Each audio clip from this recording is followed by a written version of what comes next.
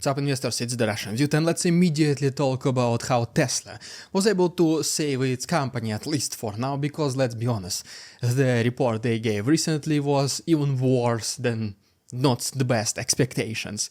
To say the least, the earnings, the revenue is down, the car manufacturers, cars sold, everything is down all the way up to minus negative 48% year to year. So yeah, the report was a disaster, but still, Tesla stock was able to close 12.06% up in the first day, in this last trading day after the report was released. How? What did they do? And apparently, one single statement from Elon Musk that the company will accelerate the production of even cheaper electric vehicles and they'll try to bring them to the market earlier than anticipated.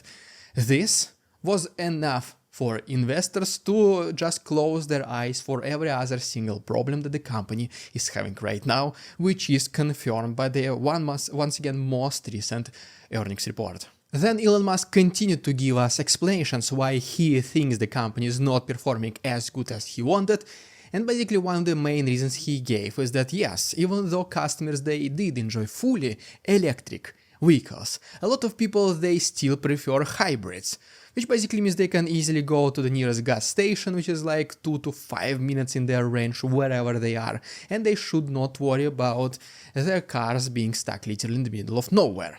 Which is not the case with electric vehicles. Yes, the system of chargers is developed in major cities and in major states, but it is still underdeveloped in some parts in America. But eventually, he is certain that the dominance of the fully electric vehicles will be obvious, and one of the ways how he can do it is just by, once again, offering extremely cheap versions of this new upcoming potentially Tesla, which will be much cheaper than even the cheapest model right now, Tesla Model 3. And just once again, this is one of the main reasons, or maybe even the main reason, how they were able to save their company, at least for now. And another thing about individual companies before we start talking about crypto part of this video is that Apple is doing a presentation on May 7th where reportedly brand new fully redesigned iPads will be presented, so stay tuned. I do have an iPad myself, so I will watch this presentation 100%. And so yes, right now let's talk about some of you guys' favorite parts of these videos,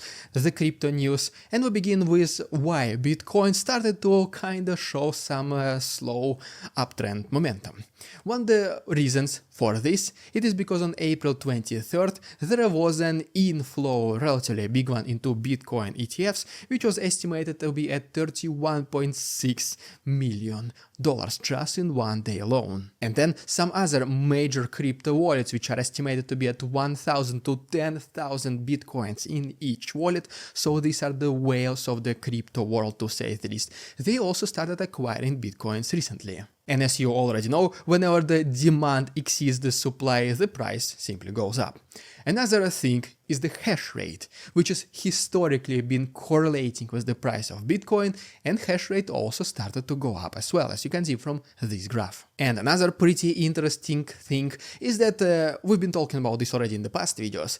As soon as halving is done, eventually within a year, most likely the price of Bitcoin will be higher than pre-halving event. But this time, before halving, the price was already, let's call it like this, historically higher than it should have been, which allowed a lot of people to assume that investors already took this halving into consideration, that it was built into the price before the halving happened, which now allows us to assume that there might be two potential consequences. The price of Bitcoin after halving, after the fourth one, might behave differently, once again because this was already priced in before halving happened. And the second estimation is that since the price was already much higher than historically before halving happened, so now after halving happened it might go even higher than previously. Hard to tell for sure, as always this is investing, but these are two different sides of the very same story. And then there is another statement by the key player on the crypto market, the Jack Dorsey's company called Block. They're basically saying that they did develop a revolutionary chip which will be used in crypto mining. The industry, the fragment of this chip manufacturers sector, which is unfulfilled right now. There are no yet chips which are specifically designed for this purpose, probably until now, which basically means that acquiring Bitcoin will become a little bit easier. And ultimately, now let's talk about the main point of this video, the signal about the potential 153% growth which is forming right now on the stock market and the probability of it's actually happening. And just as always, so you have a better understanding, you need to have a much wider picture. That is why I decided to start this chapter by showing you this graph, which shows the performance of each individual sector in the last week and since the beginning of 2024. As you can see, majority of sectors are underperforming, and specifically technological one is literally struggling this week, losing as much as 7.3% in this week alone.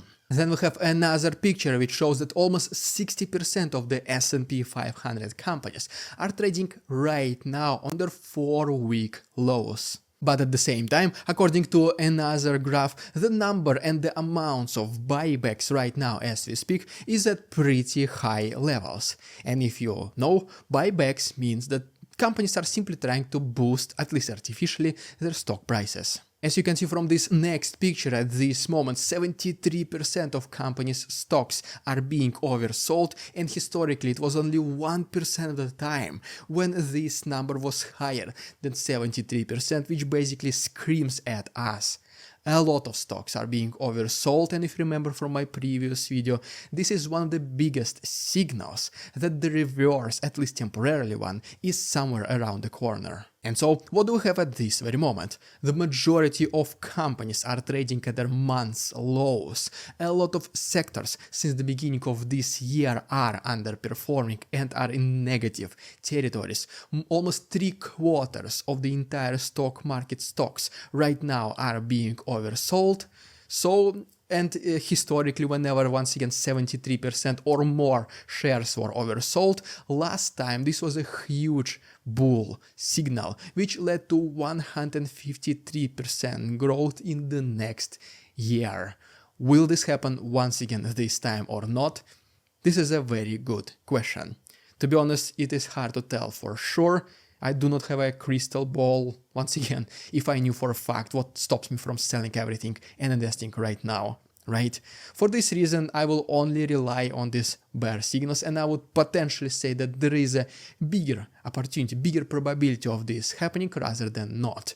I cannot tell for sure when it is going to happen, but the facts are right there. The market signals us that at least temporarily reverse or rebound is somewhere close within the next several weeks or so. But guys, as always, please be very careful. Please consider these videos only for educational purposes. Please make your own research before making any investment decisions. Thank you so much for watching. If you found this information helpful, please like this video and subscribe to my channel, and see you next time.